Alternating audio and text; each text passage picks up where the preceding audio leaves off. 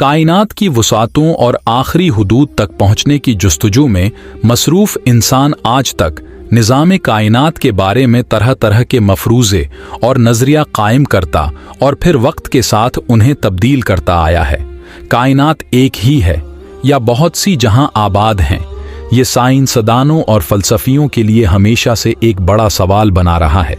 इस हवाले से कुरान मजीद में वाज़ेह इशारे मौजूद हैं जिनसे ये मालूम होता है कि दुनिया सिर्फ यही नहीं जिसमें हम रहते हैं, बल्कि ज़मा की और भी दुनिया आबाद हैं। इस हवाले से आज साइंसदां इस थ्योरी को सच साबित करने की कोशिश कर रहे हैं कि क्या हमारी दुनिया के सिवा और भी दुनिया आबाद है और क्या वहाँ भी हमारे जैसे इंसान मौजूद हैं।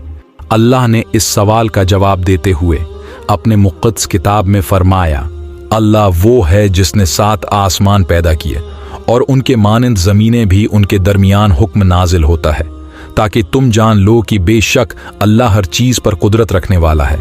सही अल बुखारी और दीगर कुतुब अहादीस में इस आयत के ज़िमन में एक रिवायत मौजूद है कि मुफस्सिर कुरान हज़रत इब्न अब्बास के पास एक शख्स आया और उसने सूरह तलाक़ की उस आयत की तफसीर पूछी।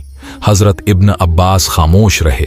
उस शख्स ने दोबारा इसरार किया और पूछा कि आप उसकी वजाहत करने से गुरीज क्यों कर रहे हैं। इस पर हज़रत इब्न अब्बास ने कहा कि 7 ज़मीनों से मुराद हमारी ही ज़मीन जैसी 7 और ज़मीनें हैं।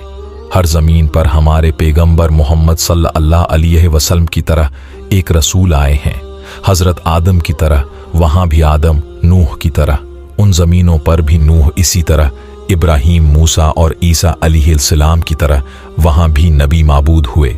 ये वो सवाल था जो आज से 1400 साल पहले हज़रत इब्न अब्बास से कुरान की उस आयत की तफसीर के बारे में पूछा गया था। आज साइंसदां इस सवाल का जवाब साइंसी तरीके से दरियाफ्त करने के लिए सर जोड़ कर बैठे हैं। डॉक्टर मरीद बुकाई की किताब इस्लाम, बाइबल और साइंस में उन्होंने लिखा है कि उनकी तहकीक के मुताबिक कुरान मजीद में 7 का अदद कसरत से इस्तेमाल किया गया है, जैसा कि यूनानी और रोमी भी 7 के अदद को अपनी रूहानी और मजहबी उलूम में कसरत से जिक्र किया करते थे। लिहाजा मुमकिन है कि 7 ज़मीनों से मुराद ये हो कि हमारी ज़मीन की तरह ही और बहुत सी ज़मीनें कायनात में मौजूद हों, वो इंसान की इन तक रसाई नहीं।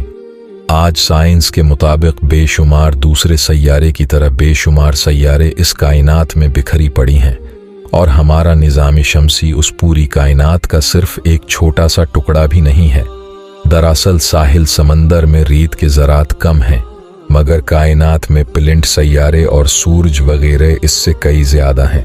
लेकिन कुरान मजीद की उस आयत की बात करें तो उलमा के दरमियान मुख्तलिफ नज़रियात और आरा पाई जाती हैं। कुछ उलमा का ख्याल है कि उससे मुराद 7 मुख्तलिफ ज़मीन और आसमान हैं, जबकि कुछ की राय ये है कि 7 कायनात एक दूसरे की हमशक्ल हैं।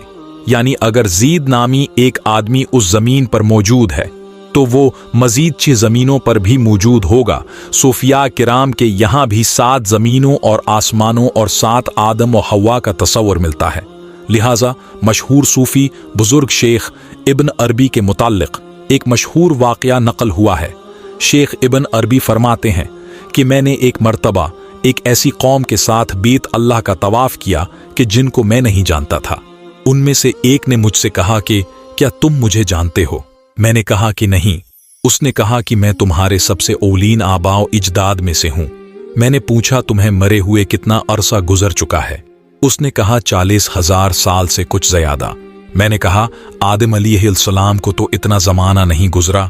उसने कहा तुम कौन सी आदम की बात कर रहे हो?